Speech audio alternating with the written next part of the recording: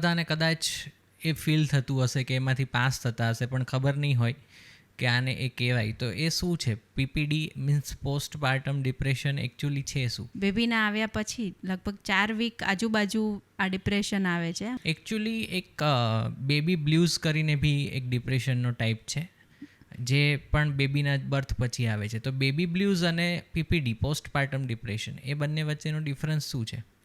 Mainly નાનું depression હોય એટલે બેબી બ્લૂઝ કહે છે, એટલે કાઇન્ડ ઓફ ઓછું ડિપ્રેશન, એટલે શોર્ટર ડ્યુરેશન માટે. બેબીના બર્થથી લઈને 2-3 દિવસથી 2-3 દિવસથી લઈને 1 થી 2 વીકની અંદર જો તમને ડિપ્રેશન કે એવા કોઈ સિમ્ટમ્સ દેખાતા હોય તો એને બેબી બ્લૂઝ કહે છે, જેના માઇલ્ડ સિમ્ટમ્સ હોય છે, એટલું બધું નથી હોતું. અને જ્યારે આપણે પીપીડીની વાત કરીએ ને તો એ લગભગ 4 વીકથી લઈને 8 વીક સુધીમાં આવતા હોય છે. ક્યારેક 6 મહિના 1 વર્ષ સુધી બી એ ચાલતું હોય છે. હા, એ ચાલતું હોય છે. પીપીડીમાં મેઇનલી તો એવું છે કે તમારા બેબી કે તમારી પોતાના ઉપર કોઈ સજાગતા નથી રહેતી. તમને એવું થાય કે મારે કશું જ નથી કરવું, બેબી છે રડે છે તો ભલે રડતું રહે. પણ ત્યારે એ સમયે જો તમને કોઈ બહાર લાવવાવાળું મળી જાય ને તો એ ડિપ્રેશનમાંથી તમે બહુ જલ્દી હીલ થઈ શકો છો, એની અંદરથી બહુ સ્પીડમાં બહાર રિકવર થઈ શકો છો. અને બધાની અંદર એ જુદા જુદા સિમ્ટમ્સ હોય. એવું નથી કે મને ડિપ્રેશન આવ્યું, મને એન્ઝાઇટી આવી તો બીજા કોઈને એ જ થશે. ક્યારેક કોઈકને એવું ડિપ્રેશનમાં થાય કે મને બહુ જ ખાવું છે. હા, ફીડિંગ કરતી મધરને ખાવાનું તો વધારે જોઈએ જ છે, પણ એક્સ્ટ્રા એને જરૂર કરતાં પણ વધારે એ ખાય એવું પણ ડિપ્રેશન હોઈ શકે. કોઈકને સ્લીપ રિગ્રેશન હોઈ શકે, અને કોઈકને એવું પણ હોઈ શકે કોઈકને બહુ વધારે પડતી ઊંઘ આવે. એટલે દરેકનું જુદા જુદા ટાઈપનું ડિપ્રેશન બધા અનુભવ કરતા હોય. ક્યારેક એવું થાય બહુ રડવાનું મન થાય તમને, ક્યારેક એવું થાય કે તે કીધું હમણાં એમ કે બેબી રડે છે તો ભલે રડે, તમે કંઈક વિચારોમાં ખોવાઈ ગયા હો અને તમારું ધ્યાન જ ના હોય. મતલબ તમે ફિઝિકલી ત્યાં હો પણ મેન્ટલી કંઈક બીજે હો તમે. પછી ઘણી વખત તો આવું બહુ રેર હોય છે, પણ આઈ થિંક હમણાં જ એ ટોપિક ઉપર એક ગુજરાતી મૂવી પણ આવ્યું કે બેબી રડતો હોય ને તો એને આમ પટકીને શાંત કરે એમ. એટલું બધું અંદરથી ઇરિટેશન થાય કે એના અંદરથી એક ક્યારેક કોઈક મધર છે ને એ બેબીને ફિઝિકલ ઇન્જરી બી કરી શકે, અને ક્યારેક પોતાને પણ ફિઝિકલ ઇન્જરી એ કરી શકે એમ. ક્યારેક પોતાના વાળ પકડીને આમ મગજની નસો ખેંચતા હોય ને કે મારે નથી આમાં રહેવું એમ. કારણ કે બેબી જે રડતું હોય ને તમે ટોટલી એનાથી અનઅવેર હો કે આમાં મારે શું કરવું એમ. તો એવા બધા મતલબ ડિપ્રેશનના એવા ઘણા બધા પ્રકાર છે. ડિપ્રેશન કઈ રીતે કોઈનામાંથી બહાર નીકળે એ અલગ વસ્તુ છે. પણ ઇન શોર્ટ, પ્રેગ્નન્સી પછી જ્યારે તમે એક બાળકને જન્મ આપો છો ત્યાર પછી તમે એને હેન્ડલ કરતી વખતે જે શરૂઆતના અમુક વીક્સ કે મંથ છે, ત્યારે એ મંથ્સની અંદર તમને કોઈ પણ જાતનું ડિપ્રેશન આવે કે તમને કોઈ પણ તમારા બિહેવિયરમાં એબનોર્મલિટી જણાય તો એ આ પીપીડીની સાઇન હોઈ શકે. તો તને ક્યારે ખબર પડી કે તને જે ડિપ્રેશન છે કે મતલબ આવું કંઈક પીપીડી જેવું તું એમાંથી પાસ થાય છે? એકચ્યુઅલમાં 1.5 મહિના સુધી તો તું અમારી સાથે હતો, બેબીની કેર કરવામાં, મારી કેર કરવામાં. પણ આફ્ટર ધેટ તારી ડ્યુટી રિઝ્યુમ કરવાની હતી, અને એ પછી તું જવાનો છે ને એ વિચારથી જ તે મને એવું થતું હતું કે હવે હું આ બધું વસ્તુ કેમ કરીશ. હું બાળકની સંભાળ રાખીશ, માતાની અને બાળકની બંનેની સંભાળ રાખવા માટે ઘરમાં એટલું બધું કામ વધી જતું હોય છે ને કે એના માટે એક્સ્ટ્રા કંઈક રસોઈ બનાવવી, બાળકના કપડાં અલગથી ધોવા, તો એ બધું કામ હવે કઈ રીતે મેનેજ થશે. અને મેઇનલી તો બાળકને કેવી રીતે હું એકલા હેન્ડલ કરી શકીશ. ચલ, ઘરના બધા જ માણસો હોય પણ એટલીસ્ટ રાત્રે તો હું એકલી એને સંભાળ રાખીશ. તો એ સમયે મને વિચારમાં તું હજી તો ગયો જ નહોતો ત્યાં જ મને રોવાનું શરૂ થઈ ગયું હતું. મેં તને આઈ થિંક એકવાર કીધું હતું કે હું એવું લાગે તો હજી 1 મહિનો રોકાઈ જાઉં, પણ તું એવું કહેતી હતી કે 1 મહિના પછી તો મારે એ જ કરવાનું છે ને. તો હું ત્યારે એ માટે ટ્રેન થાવ એના કરતાં બેટર છે કે તું અત્યારે જઈશ તો જ મને ખબર પડશે કે મારે શું ચેલેન્જીસ આવે છે ને તો જ હું એમાં તૈયાર થઈશ. તો એ બી તારી એક બહુ સ્ટ્રોંગ વુમનની એક નિશાની છે કે નહીં તો જનરલી બધા એવું કહે કે ના હું નહીં જ કરી શકું એમ હથિયાર હેઠા મૂકી દે, પણ તે એવું નહોતું કર્યું. તો એ પીપીડીમાંથી બહાર આવવાનું આ ફર્સ્ટ સ્ટેપ હતું કે હજી તને ખબર પડી કે પીપીડી આવશે કે આવ્યું એ પહેલાં જ એના માટે તું તૈયાર હતી. પછી પણ હું કેટલી બધી રડતી હતી, અને એના માટે ફેમિલીનો સપોર્ટ એ ખૂબ જ ઇમ્પોર્ટન્ટ છે. ફેમિલી, ફ્રેન્ડ્સ જેના ઉપર તમે રિલાય કરતા હો એનો સપોર્ટ ખૂબ જ જરૂરી છે. તારા ગયા પછી મને યાદ છે કે મેં 2 થી 3 દિવસ સુધી અહીંયા મમ્મીને કીધું હતું કે તમે મારી સાથે સૂજો. એટલે એટલીસ્ટ મારે બાળકને શાંત રાખવામાં કે એકે બાબતમાં નથી જરૂર, પણ જસ્ટ મારી બાજુમાં કોઈક છે ને એનાથી જ મને શાંતિ મળશે કે ના કોઈક છે, મને કદાચ જરૂર પડશે મને અથવા બાળકને તો મારી બાજુમાં કોઈક છે. એટલે પહેલી વાત તો મને એવું લાગે છે કે તારામાંથી પહેલી વાત મને એ સારી લાગી કે બહુ રડવું આવ્યું હતું તો તમને કંઈક થાય છે તો રડી લો. એ બી એક બહુ સારી હિલિંગની એક મેથડ છે કે તમારી અંદરથી એ વસ્તુ રડવામાંથી જો બહાર નીકળી જાય ને કે તમે પોતાને કે બેબીને કે મેન્ટલી ફિઝિકલી તો બરાબર છે પણ ચલો ફિઝિકલી ના, મેન્ટલી બી તમે પોતાને હાર્મ કરો એ પહેલાં રડવાથી બી ઘણું ઓછું થઈ જાય. હું તો ના પાડતો હતો કે તું એવું લાગે તો હું આવી જાઉં તો એટલું બધું નહીં રડ. કારણ કે એ વખતે છે ને મેં જોયું છે કે હું ગયો એ વખતે ફર્સ્ટ ટાઈમ એક વખત તું રડતી હતી અને ભવ્યમ ફીડિંગ કરતો હતો ને એ જે રીતે તારી સામે જોતો હતો ને આમ એનામાં અત્યારે કોઈ જ એને ખબર બી ના હોય કે ફિલિંગ એટલે શું. કદાચ આપણા પ્રમાણે એને ખબર પડતી હોય તો ખબર નહીં, પણ એ વ્યક્ત તો ના કરી શકે એટલે એ બોલી ના શકે, આપણી સામે વ્યક્ત ના કરી શકે. પણ તારી સાથેનું એનું એટેચમેન્ટ તો મહિનાઓ જૂનું હોય કે તારી જ અંદર એ મોટો થયો અને જન્મ્યા પછી પણ તારી જ સાથે સૌથી વધારે રહ્યો. એટલે ઓબ્વિયસલી એને તારી સાથેનું બોન્ડિંગ હોય જે અત્યાર સુધી એ બતાવી નહોતો શક્યો. પણ એ જે મોમેન્ટ્સ હતી ને એ મેં જોઈ છે, એ કદાચ કેમેરામાં કેપ્ચર નહીં કરી શક્યો હોય હું, પણ કેમેરાની તાકાત બી નથી કે કેપ્ચર કરી શકે. પણ તું રડતી હતી ને એ વખતે એણે જે રીતે તારી સામે જોયું હતું ને એ મતલબ એને શબ્દો ઓછા પડે કે ન જડે એમ. એ એવી લાગણી હતી કે આ મારા માટે જે બધું જ છે, જે આખી મારી દુનિયા છે, એ કેમ દુઃખી છે એમ, એ કેમ રડે છે એમ. અને સડનલી હવે કોઈ બાળક છે ને એને ભૂખ લાગી હોય ને તમે ગમે તે કરો એ ફીડિંગ કરતાં કરતાં સ્ટોપ ના થાય. માતા એને છોડાવે ને તો બી એ રડવા માંડે કે કેમ મને છોડાયું એમ કોઈ કારણસર. પણ એ વખતે એ ફીડિંગ છોડીને તારી સામે જે, કારણ કે એને એ ફીડિંગ ચાલુ હતું તારા આંખમાંથી આંસુ જતા હતા, પણ એ વખતે એણે તારી સામે જે જોયું હતું ને એ બહુ એમ પેલું હતું કે કેટલી લાગણી છે એમ એને તારા પ્રત્યે. અને તને તો એના પ્રત્યે હોય જ, એ ઓબ્વિયસ છે, પણ એ રડવામાંથી તમે થોડા હીલ થઈ શકો. અને પ્લસ બીજી વસ્તુ એ સારી છે કે તમે કોઈને કહેતા શરમાવ નહીં. તમને કંઈ રડવું આવ્યું છે કે તમને કોઈ વસ્તુ નથી ગમતી તો તમારા ફેમિલી સાથે શેર કરો. તમને એવું લાગતું હશે કે મારું કોણ સાંભળશે, હું કોને કહીશ, કોણ મને મદદ કરશે, એવું બધું જ મગજમાંથી કાઢી અને જે બી તમને એવું લાગે છે ને કે મારા ફેમિલીમાં જે બી મારી સાથે આવું મારી સામે છે કે મારી સાથે છે એને એક વખત વાત કરી દો તો એ જરૂર તમને હેલ્પ ચોક્કસ કરશે જ. તારા ગયા પછી 2 થી 3 દિવસ સુધી એવું થયું હતું, દિવસ રાત હું પોક મૂકીને રડતી હતી. અને ક્યારેક ક્યારેક તો હું તને વિડીયો કોલ પણ કરતી હતી. અને જેમ જેમ એ દિવસો જતા ગયા એમ મારા સેલ્ફમાં હું આવી ગઈ. પણ તો પણ એ મને 2-3 દિવસ જે તારા ગયા પછી જે 2-3 દિવસ હતા ને એ ખૂબ જ ક્રુશિયલ હતા. અને જો મેં કોઈની હેલ્પ ત્યારે કદાચ ન માગી હોત ને તો આઈ ડોન્ટ થિંક સો કે આટલી સરસ રીતે કદાચ હું સર્વાઈવ કરી શકી હોત. અને એ 2-3 દિવસની અંદર મને તો ઠીક છે કે મને તો ડિપ્રેશન આવ્યું હતું, તે મને ચલો રડવાનું આવતું હતું, એ બધી જ વસ્તુ. તારા ગયા પછી ફર્સ્ટ નાઇટ ભવ્યમને પણ નહોતું ગમતું કે એની બાજુમાં એના પપ્પા કેમ નથી. એ મને યાદ છે કે એ તું ગયો ને એ જ રાત્રે એ આઈ થિંક 4 વાગ્યા સુધી જાગતો હતો. અધરવાઇઝ એ 11 કે 12 વાગ્યા મેક્સિમમ સૂઈ જતો હતો, પણ એ 4 વાગ્યા સુધી એ જોતો હતો કે મારી બાજુમાં મારા પપ્પા નથી. એટલે ભલે ત્યારે 1.25 મહિનાનું નાનું એવું બાળક હતું, પણ એને ખબર પડે છે. ફર્સ્ટ નાઇટ તો ચલો 4 વાગે સૂતો, પછી મને થોડીક ઊંઘ આવી. ત્યાં સુધી મમ્મી પણ બાજુમાં એમ જ આડા પડ્યા હતા, પણ ઊંઘ તો એમને પણ નથી જ આવી. અને જેમ જેમ દિવસ પસાર થતા ગયા, 1 દિવસ 2 દિવસ એ પણ સેટ થયો, હું પણ થોડી સેટ થઈ. હું મનમાં વિચાર કરતી હતી મારા આવા રડવાથી શું થશે, એનાથી મને કંઈ ફાયદો નથી થવાનો. અને જો હું રડતા રડતા ભવ્યમને ફીડિંગ કરાવીશ તો એને પણ ફાયદો નહીં થાય. એ ફીડિંગ એના માટે પણ યુઝલેસ થઈ જશે. જે ફિલિંગ માતાને આવે છે ફીડિંગ કરાવતી વખતે, એ ફિલિંગ બાળકને પણ ત્યારે એ વસ્તુ મળે છે. તો હું મારી સેડનેસ એને શું કામ આપું? હું સેડ છું, બધી વાત બરાબર છે, ડિપ્રેસ છું, હું મારું ડિપ્રેશન મારા બાળક સુધી મારે નથી પહોંચવા દેવું.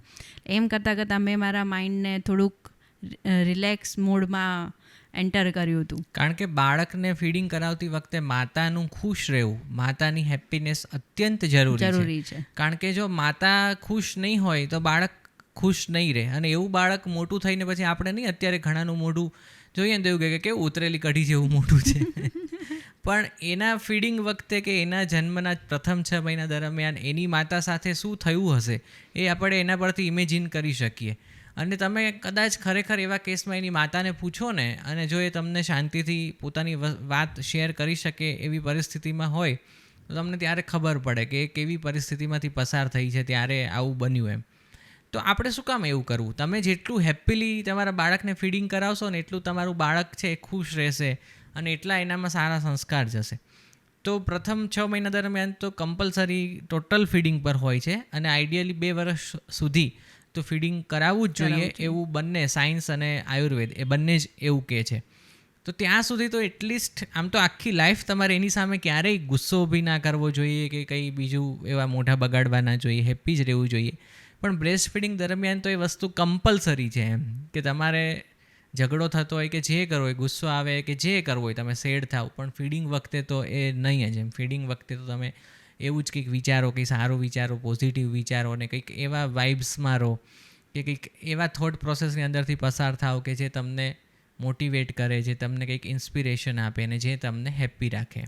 હું ત્યાં આવી જાઉં એવું કહેવાથી મને લાગે છે વધારે ફાયદો એમાં થાય કે તું બહુ સ્ટ્રોંગ છે એમ, અને તને તારી જાતને એ બિલીવ કરવું પોતાને કે હું ખરેખર બહુ સ્ટ્રોંગ છું, એ ત્યારે જ થાય જ્યારે તમે એમાંથી પોતે તમારા જાત બળે સર્વાઈવ કરીને બહાર આવો. અને એ આઈ થિંક તું બહુ સારી રીતે એમાંથી બહાર આવી. બસ માતાને આ જ સાંભળવું છે કે યસ તું જે કરે છે ને એ બધું પરફેક્ટ છે. એ સિવાય માતાને બીજું કશું જ સાંભળવું નથી હોતું. ખાલી યસ તું જે કરે છે એ બરાબર કરે છે, આટલું જ એના માટે કાફી છે.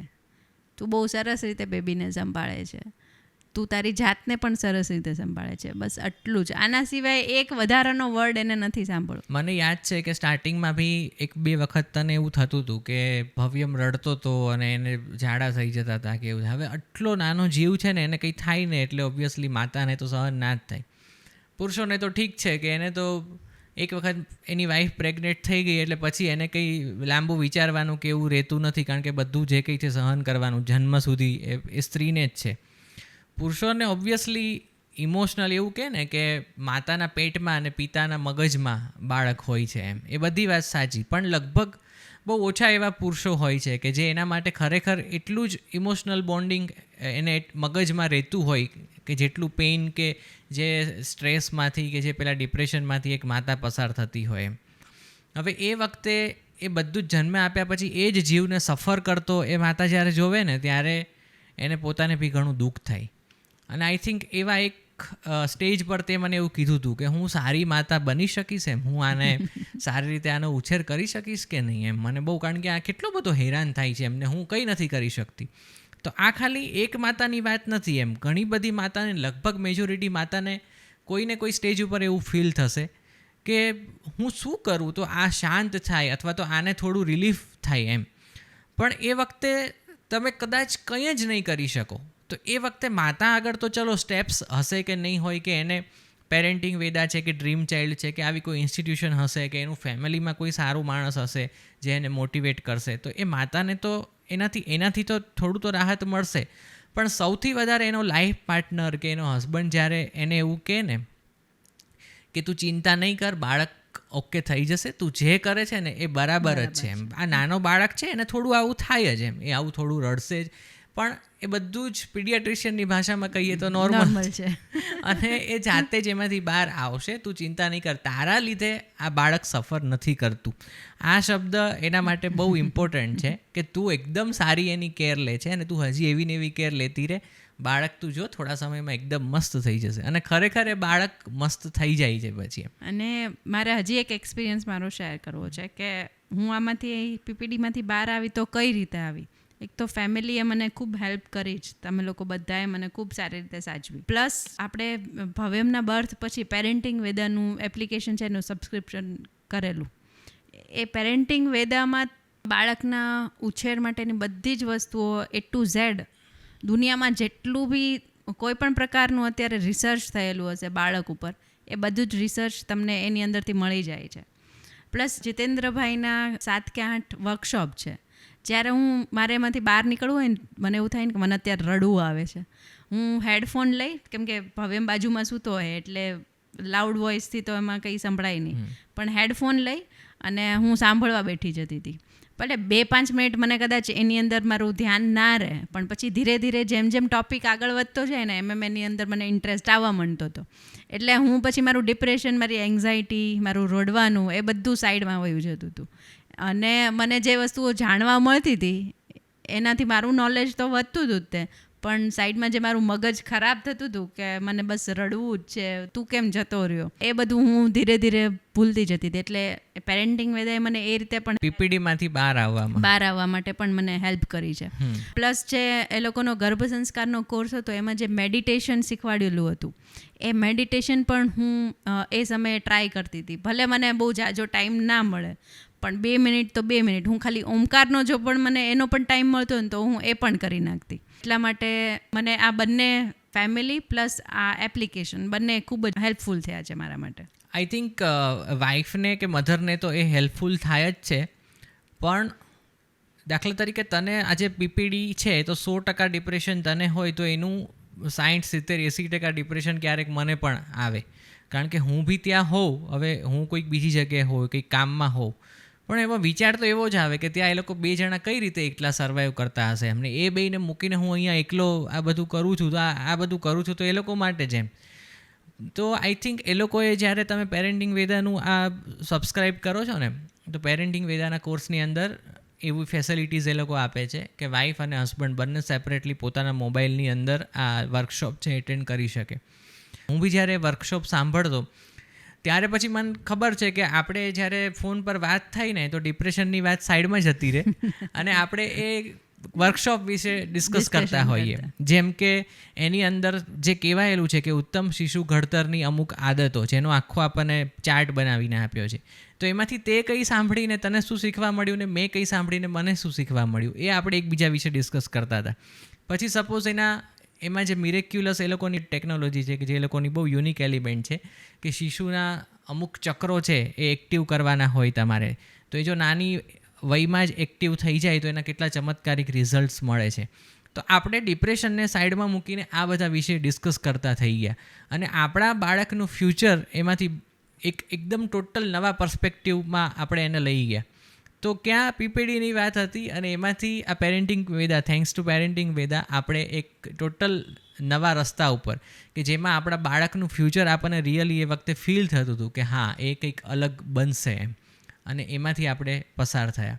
એ એક બહુ સારી મેથડ હતી પેરેન્ટિંગ વેદા, એક બહુ સારું સ્ટેપ હતું કે જે આપણે લીધું અને એનાથી આપણને ખબર જ નથી, આઈ થિંક તને તો ખબર નહીં હોય એવી પહેલાંથી કે પીપીડી આવશે, આવું કોઈ સિમ્ટમ્સ આવશે કે આવું કોઈ ડિપ્રેશન આવશે, પણ એણે અજાણતામાં બી આપણી બહુ સારી મદદ કરી અને આપણા શિશુના ઘડતરમાં બહુ અગત્યનો ભાગ ભજવ્યો. જ્યારે આપણે આ ફિલિંગમાંથી પસાર થતા હોય છે ને પીપીડીમાંથી, ત્યારે આપણને ખબર નથી હોતી. એટલે તને જ્યારે ફર્સ્ટ ટાઈમ રડવું આવ્યું ત્યારે તને એવી ખબર જ નથી કે આને આવું કહેવાય, તો એ ખબર ક્યારે પડી? થોડાક સમય પછી હું કંઈક એમ જ યુટ્યુબમાં કે એમ કંઈક વિડીયો જોતી હતી, એમાં આના વિશે આવ્યું, ત્યારે મેં એના સિમ્ટમ્સ જોયા કે ના આ વસ્તુ તો આ ફિલિંગ્સમાંથી હું પણ પસાર થઈ ગઈ છું. એ સમયે મને ખબર પડી કે યસ ધીસ ઇઝ પીપીડી, અને સારું થયું કે હું એનાથી બહુ જલ્દી બહાર નીકળી ગઈ. અધરવાઇઝ ઘણાને તો 6 મહિના, 8 મહિના, વર્ષ, 1.5 વર્ષ, અને ક્યારેક તો કોઈકને એક્સપર્ટની સલાહ લેવી પડે કે ક્યારેક કોઈકને મેડિકેશન લેવું પડે, એવું પણ થેરાપી લેવી પડે, સાયકેટ્રિસ્ટને કન્સલ્ટ કરવા પડે, એવું પણ બની શકે છે. પણ થેન્ક્સ ટુ પેરેન્ટિંગ વેદા અને ફેમિલીનો સપોર્ટ, એનાથી હું મને યાદ છે ત્યાં સુધી વિધિન 1 થી 2 મેક્સિમમ 2 વીકની અંદર તો હું એકદમ સ્વસ્થ થઈ ગઈ હતી. In short, as a conclusion, તમને ખબર હોય કે ના હોય પણ તમને થોડું બી એવું લાગે કે હું જે કરું છું, દાખલા તરીકે બહુ રડવું આવે છે કે બરાબર ધ્યાન નથી રાખી શકતી કે કંઈ નથી થતું, તો સૌથી પહેલાં જ તમારી આગળ હિલિંગ માટેના ફર્સ્ટ તમારું ફેમિલી છે. તમારી સૌથી નજીકના જે મેમ્બર છે, દાખલા કે તમારા હસબન્ડ છે કે તમારા મમ્મી પપ્પા છે કે તમારા મોટા ભાઈ બહેન, નાના ભાઈ બહેન, અંતરમાં કે મગજમાં જરા પણ શરમ સંકોચ રાખ્યા વગર એકદમ છૂટા મને તમે બધું જ એમને કહો, અને એ લોકો ક્યાંય તમારું ફેસબુક પર, ઇન્સ્ટાગ્રામ પર પોસ્ટ કરવા નથી જવાના કે જો આણે મને આવું કીધું ને હું એને હેલ્પ કરવા ગયો એમ. એ લોકો તમને ઓબ્વિયસલી બહુ સારી હેલ્પ કરશે. તમને તમારા ફેમિલીના કોઈ મેમ્બરને એવું હોય કે ના મારે આને નથી કહેવું, બધાને ખબર પડી જશે, તો તમારી નજીકના કોઈ ફ્રેન્ડ સર્કલમાં એવું હોય, લાગે તમને કે એ કોઈ પણ જાતનો મારો ફાયદો ઉઠાવ્યા વગર મને સેલ્ફલેસ હેલ્પ કરશે અને એની હેલ્પથી હું બહાર આવી શકીશ, તો તમે એને વાત કરો અંતરમાં કોઈ પણ જાતનો સંકોચ રાખ્યા વગર. અને જો વાત કરશો તો એનું સોલ્યુશન આવશે. બોલશો તો બોર વેચાશે, નહીં બોલો અને અંદર રાખી મૂકશો તો તમે જ હેરાન થશો. આપણને જ નુકસાન છે એવા. તમે હેરાન થશો, બેબી હેરાન થશે, એને જોઈને તમે વધારે હેરાન થશો. એ લૂપ ચાલતો રહેશે. એમાંથી બહાર આવવાનો એક જ રસ્તો છે કે અંતરમાં જે કંઈ છે, તમારી અંદર જે કંઈ છે બધું બહાર કાઢી અને કોઈને વાત કરો અને હેલ્પ માંગો. ઇવન તમારે થેરાપીની જરૂર પડે ને તો બી ડૉક્ટર આગળ જવામાં સહેજ પણ શરમ નહીં રાખવાની. ફર્સ્ટ ટાઈમ હેલ્પ માંગવા માટે બહુ સંકોચ થાય, ઓબ્વિયસલી થાય. આપણે સ્કૂલમાં પણ ફર્સ્ટ ટાઈમ આંગળી ઊંચી કરવામાં શરમાતા હતા કે મારે પ્રશ્ન તો છે પણ પૂછવો કેમ, અને જે પ્રશ્ન પૂછી લીધો જેણે એ લોકો આગળ નીકળી ગયા એ આપણે ઘણી વખત જોયું છે. તો એવી જ રીતે આમાં પણ ક્યારેય પેરેન્ટિંગની અંદર આ પીપીડીથી માંડીને આગળ તો ઘણી બધી ચેલેન્જીસ આવશે, પણ એ ક્યારેય એમાં મૂંઝાવાનું નહીં અને શાંતિથી હેલ્પ માંગી અને આપણે એકદમ રિલેક્સ થઈને હેપ્પી રહેવાનું અને બેબીને હેપ્પી રાખવાનું. અને મેઇન તો એ જ મારે દરેક મધરને કહેવું છે કે તમારે ક્યારેય પણ તમે કોઈ પણ આવા પ્રકારનો ઇસ્યુ આવે તો ઝડપથી એમાંથી બહાર નીકળો. તમારા બાળકનું ખાલી એક તમે મોઢું જોશો ને કે આ વ્યક્તિ છે એ મારા ઉપર જ નભે છે, તો ત્યારે તમને એનાથી પણ ઘણી હેલ્પ મળશે. અને બીજા કોઈ જે બી આ વિડીયો જોવે છે એને જો આપણે કદાચ 1% પણ હેલ્પફુલ થઈ શક્યા તો આપણા વિડીયો બનાવવાનો જે ઉદ્દેશ છે એ પૂરો થઈ જશે. તમને જો કોઈ આ જે વિડીયો જોતી આવી કોઈ પણ મધરને આવો કોઈ એક્સપિરિયન્સ થયો હોય તો તમે અમારી સાથે શેર કરજો. તમે રીલ બનાવીને શેર કરજો તો આપણે કોલોબરેટ કરશું. ઇવન યુટ્યુબની અંદર કમેન્ટમાં કે ઇન્સ્ટાગ્રામની અંદર કમેન્ટ કરીને કહેજો.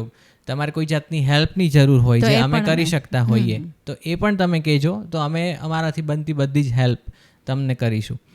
અને મને આ એપિસોડના કન્ક્લુઝન તરફ આપણે જઈ રહ્યા છીએ ત્યારે બહુ એક સારું વાક્ય યાદ આવે છે કે જે થ્રુ આઉટ પેરેન્ટિંગમાં પ્રેગ્નન્સીથી લઈને તમારી આખી લાઈફ સુધી યાદ રાખવા જેવું છે.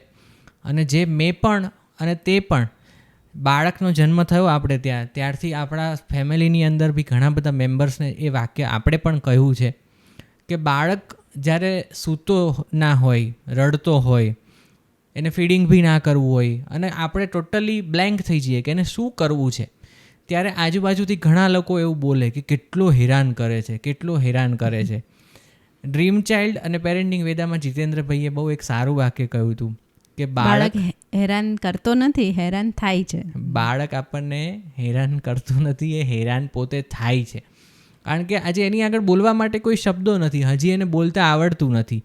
અને એને એવી અંદરથી ક્યાંથી સ્ટ્રેટેજી બનાવવાની ખબર પડે કે મારી માએ મને આવું કર્યું ને તો હવે મારે એને હેરાન કરવી જ છે. એ બધા કાવા દાવા ને બધું આપણે આટલા મોટા થઈને શીખ્યા છીએ. એ તો એકદમ કોરી પાટી છે, એકદમ બ્લેન્ક સ્લેટ છે.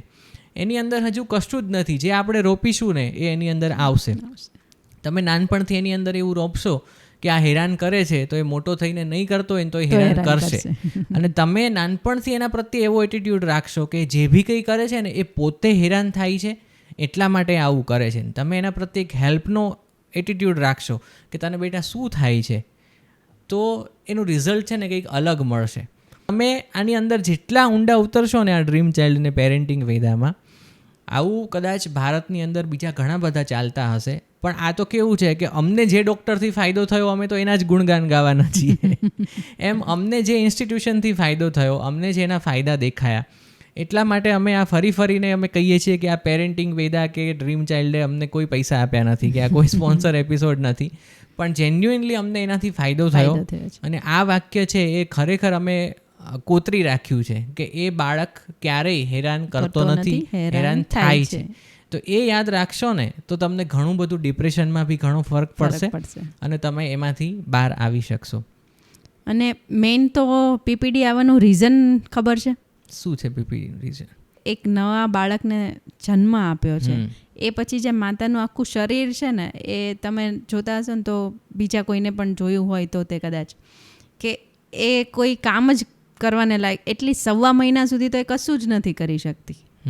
1.5 મહિના સુધી કશું જ ના કરી શકે. એ પોતાની નાની નાની વસ્તુઓ માટે પણ બીજા ઉપર એને આધાર રાખવો પડે છે. એટલે જે હેલ્પલેસનેસ છે એ એનું મેઇન રીઝન છે કે એવું થાય કે ભાઈ મારું એક બાળકનું ડાયપર ચેન્જ કરવાનું છે તો એના માટે ડાયપર થોડુંક દૂરથી લાવવાનું છે, તો એના માટે ઉઠવું, એ ડાયપર લાવવું એ પણ ક્યારેક અશક્ય થઈ જાય. હેલ્પલેસનેસ જે છે એના લીધે એવું થાય છે કે હું આટલુંય નથી કરી શકતી, તો હું બાળકને મોટો કેવી રીતે કરીશ? તો આ એનું મેઇન રીઝન છે. એટલે એ આપણે જે અગાઉ વાત કરી હતી કે ચાઇલ્ડ બર્થ છે એ ખાલી ચાઇલ્ડનો બર્થ નથી, એક માતાનો પણ નવો જન્મ છે, પિતાનોય છે, પિતાનો પણ છે. પણ પિતાનો તો કદાચ ચલો મેન્ટલી છે, પણ માતાનો તો આખો ફિઝિકલ બોડીમાં ચેન્જ થાય છે. અને એ વખતે જેમ તમે જેટલા ડેલિકેટલી શિશુની સંભાળ રાખો છો, એટલી જ એ હસબન્ડ હોય કે એના બાકીના ફેમિલી મેમ્બર્સ છે, જે કંઈ કદાચ આ એપિસોડ પણ જો કોઈ ઇનલોઝ સાંભળતા હોય કે કોઈ પેરેન્ટ સાંભળતા હોય, તો તમારે એટલી જ કેરથી એ માતાની પણ સંભાળ આઈડિયલી રાખવી જોઈએ. ઘણી વખત કેવું છે કે માતામાં કે સાસુમાં બી બે પ્રકારના એટીટ્યૂડ હોય છે. એક એવા માણસો હોય કે મેં સહન કર્યું ને બધું, તો હવે તુંય સહન કર, હું એટલી સ્ટ્રગલમાંથી પાસ થઈ જાઉં તો તું બી એમાંથી પાસ થા, તો તને ખબર પડે કે અમે કેમ છોકરા મોટા કર્યા છે. અને બીજાનો એટીટ્યૂડ કેવો છે કે હું એમાંથી પાસ થઈ છું ને, હવે મારે તને એમાંથી પાસ નથી થવા દેવી. મારા વખતે મને એ હેલ્પ ભલે નથી મળી, પણ મારે તને એ હેલ્પ આપવી છે. અને આઈ થિંક તે બી એ વખતે તને એવી હેલ્પ મળી, તો તે એવું કીધું હતું કે મારે દીકરો આવ્યો ને, હવે તો મારી જે ત્યારથી, હજી તો 1 મહિનાનો હતો ભવ્ય, અને ત્યારથી તું કહેતી હતી એ મતલબ એ પોઝિટિવ એટીટ્યૂડને જોઈને કે મારે ભવ્યમની વાઈફ આવશે ને તો હું બી એને આટલી હેલ્પ કરી. હું અત્યારે ઘણીવાર મમ્મી આગળથી ટિપ્સ લેતી હોઉં છું કે મમ્મી તમે મને ઓલું ખવડાવ્યું હતું ને, કેવી રીતે બનાવ્યું હતું, મારે ભવ્યમની વાઈફ આવશે તો એને એની ડિલિવરી વખતે મારે બધું કરવું પડશે ને. તો તમે મતલબ તમારી નેક્સ્ટ જનરેશનને તૈયાર કરો છો. જેવો એટીટ્યૂડ તમે રાખશો ને, એ બી એની વાઈફ સાથે કે એના જમાઈ સાથે એવું કરશે. અને તમે જો સારું કરશો ને, તો નેક્સ્ટ જનરેશનમાં એ ઓબ્વિયસલી એ રેપ્લિકેટ થશે. તો અત્યારથી તમે જે કંઈ કરો છો ને, એ પોઝિટિવલી કરો. અને જેટલું ડેલિકેટલી શિશુનું ધ્યાન તો રાખવા માટે બધા જ હોય છે, પણ માતાનું ધ્યાન બધાને એમ થાય કે એનું શું, એનું તો પોતે ધ્યાન રાખી જ શકે ને. એ રાખી જ શકશે જ્યારે તમે સ્ટાર્ટિંગના અમુક મંથમાં એનું ધ્યાન રાખશો ને. અને એ આપણે બી ધ્યાન રાખવાનું છે, અને માતાએ બી ધ્યાન રાખવાનું છે કે એ હેલ્પ માંગવામાં શરમાય નહીં, અને આપણે હેલ્પ કરવામાં શરમાવાનું નથી. તો પીપીડી છે ને, એ કોઈ મોટી બલ્લા નથી. એ પીપીડી આમ ચપટી વગાડતા જતું રહેશે ડિપ્રેશન. એ આવશે. આજે મેં એક બહુ સારું ક્યાંક સાંભળ્યું હતું એક્ઝામ્પલ, કે કોઈ નાના છોકરાએ છે ને ભગવાનને પ્રાર્થના કરી કે ભગવાન મને આ રોગ થયો છે, તો મને એમાં લડવાની શક્તિ આપજો. તો મૂર્તિમાંથી ભગવાન બહાર નીકળીને એવું બોલ્યા કે તારા માટે તો હું તને એવું વરદાન આપું છું કે તને ક્યારે આ રોગ થાય જ નહીં એમ. પણ ક્યારે ભગવાને આપ્યું, ને ભગવાને એનું કારણ પણ કીધું કે મારી પાસે અત્યાર સુધી આવતા બધા જ લોકો શું માંગે છે કે આ ભગવાન રોગ મટી જાય ને એવું મને આશીર્વાદ આપો. કોઈએ એવું માંગ્યું જ નથી કે મને આ રોગ સામે લડવાની શક્તિ આપો એમ. આપણે એવું માંગીએ છીએ કે વરસાદ આવે છે તો વરસાદ રહી જાય, પણ એવું કેમ નથી માંગતા કે ભગવાન મને કંઈક છત્રી આપો તો આ વરસાદની અંદર પણ હું ચાલી શકું એમ. તો એ જે શક્તિ છે ને, કે ડિપ્રેશન તો આવશે એવું આપણે નથી કહેતા કે ડિપ્રેશન આવે જ નહીં, પણ એની માટે તમને લડવાની શક્તિ મળે ને, તો એવું આપણે કંઈક ભગવાન આગળ માંગીએ, જેથી કરીને આપણે બી સ્ટ્રોંગ થઈએ. અમે બેમાંથી કોઈ, આજે હું છું તો અમે તો એક નોર્મલ પેરેન્ટ છીએ, આપણા બેમાંથી કોઈ સાયકેટ્રિસ્ટ નથી કે આ નોલેજ, આ સબ્જેક્ટના એક્સપર્ટ નથી, પણ અમારી જર્નીમાંથી અમે જેટલું કંઈ શીખ્યા એ અમે આજે તમારી સાથે શેર કર્યું છે. તો આમાંથી તમે એવા કોઈ વ્યક્તિને જાણતા હો કે જે ભાઈ કદાચ આવા કોઈ ડિપ્રેશનમાંથી પસાર થઈ રહ્યું હોય, તો એના સુધી આ વાત પહોંચે, કે એમાંથી તમે આમાંથી જે કંઈ નાનો કંઈ મેસેજ છે એ તમે એના સુધી પહોંચાડો, તો અમારો આ એપિસોડ છે એ સાર્થક થયો ગણાશે. અને આવા જ સુંદર વિચારો અને બીજી કન્ટેન્ટ સાથે અમે આ ફર્સ્ટ મંથથી લઈને બીજા 6 મંથ સુધી અમે અમારા બેબી સાથે અને ભવ્યમ સાથે કેવી લાઈફ સ્પેન્ડ કરીને, શું નવી નવી ચેલેન્જીસ આવી અને એમાં અમે કેવી રીતે આગળ વધ્યા, એ આપણે નેક્સ્ટ એપિસોડમાં જોઈશું. ત્યાં સુધી bye bye. Bye bye. Thank you for watching. Bye bye. By.